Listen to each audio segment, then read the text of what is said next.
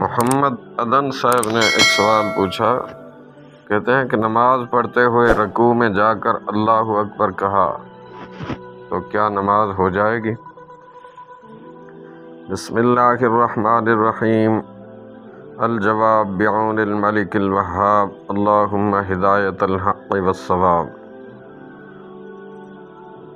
سنت یہ ہے کہ بندہ رکوع و سجود میں جاتے ہوئے اللہ اکبر کی الف سے شروع کرے اور رکوع و سجود میں پہنچ کر را پر ختم کرے۔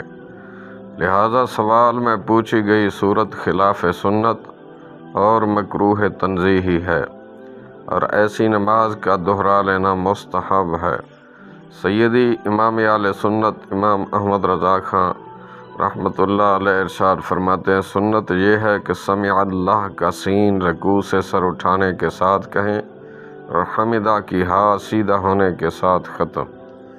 اسی طرح ہر تکبیر انتقال میں حکم ہے کہ ایک فعل سے دوسرے فعل کو جانے کی ابتدا کے ساتھ اللہ اکبر کا الف شروع ہو اور ختم کے ساتھ ختم۔ فتاوی رضویہ جلد 6 صفحہ نمبر 188۔ واللہ اعلم عز وجل ورسولہ اعلم، صلی اللہ علیہ وآلہ وسلم۔